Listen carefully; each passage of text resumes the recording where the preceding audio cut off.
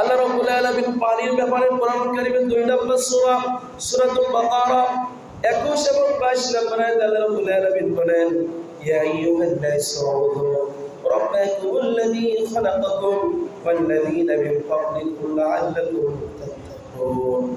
ইয়া আইয়ুহান নাস, হে মানুষগণ, হে মানব মণ্ডলী, উযু, তোমরা ইবাদত করো, রব্বাকুম, তোমাদের রবের প্রতিপালকের, আল্লাযী খালাকাকুম, যিনি তোমাদের সৃষ্টি করেছেন, ওয়াল্লাযীনা মিন ক্বাবলিকুম, তোমাদের পূর্বে যারা ছিল তাদেরকেও সেই রব, সেই প্রতিপালক সৃষ্টি করেছেন, লাআল্লাকুম তাত্তাকুন, যাতে করে তোমরা মুত্তাকি হতে পারো।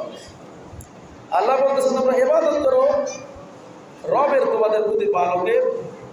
কেন প্রতিপালকের ইবাদত করবা? তোমার সৃষ্টিকর্তা হলেন সেই আল্লাহ।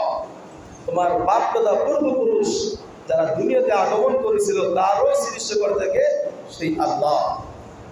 তিনি তোমাদের রব, প্রতিপালক, তেনার ইবাদত করতে হবে। আরো অনেক কারণ, তার মধ্যে অন্যতম আরেক কারণ, আল্লাযী জাআলা লাকুমুল আরদা ফিরাশাও ওয়াসসামা বিনা, সৃষ্টি করার পরে পৃথিবীতে বসবাস করার জন্য একটা জমিনকে বিছানা স্বরূপ তোমাদেরকে দান করেছেন। সুবহানাল্লাহ। এই যে জমিন, এই জমিনে আমরা বসবাস করি, বিল্ডিং তৈরি করি, এই জমিনে আমরা চাষাবাদ করি, এই জমিনকে আমরা যেমন আমাদের ব্যবহার করা দরকার তাই করি, ঠিক কিনা? আবার আল্লাহ সুবহানাহু ওয়া তাআলা এই জমিনকে আমাদের জন্য এমন উপযুক্ত করে দিয়েছেন, সেটাকে নরম করেন নাই, শক্ত করেন নাই। আল্লাহু আকবার। যদি নরম হইতো এই বিল্ডিং থাকতো, উল্টে পড়ে যেত। অনেক বিল্ডিং আছে, অট্টালিকা আছে রানীর মতো, একটা বিল্ডিং তো দণ্ডায়মান দাঁড়িয়ে থাকতে পারতো না, পড়ে যাইত।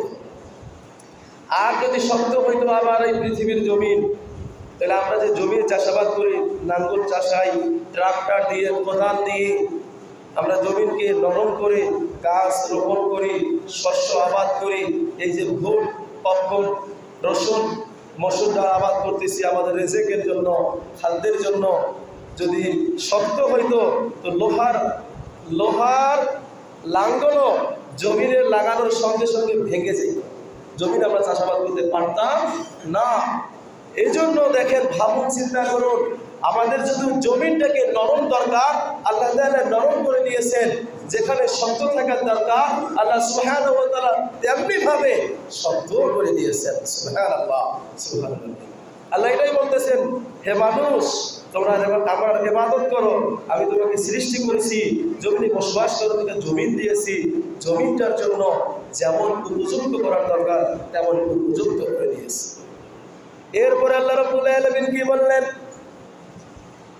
ফিরাশাও ওয়াসসামা বিনাআ, আর এই জমিনের মাথার উপরে একটা আসমান হিসেবে ছাউনি দিয়েছি, ছাউনি হিসেবে আসমান দিয়েছি।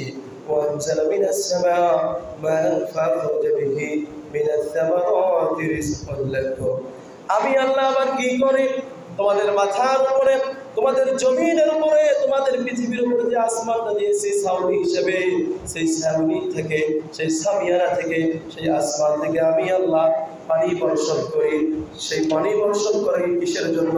মিনাস সামারাতি রিজকান লাকুম, তোমরা যে রিজিক খাবা, খাদ্য পান করবা, সেই রিজিকের জন্য আমি পানি বর্ষণ করি। সুবহানাল্লাহ।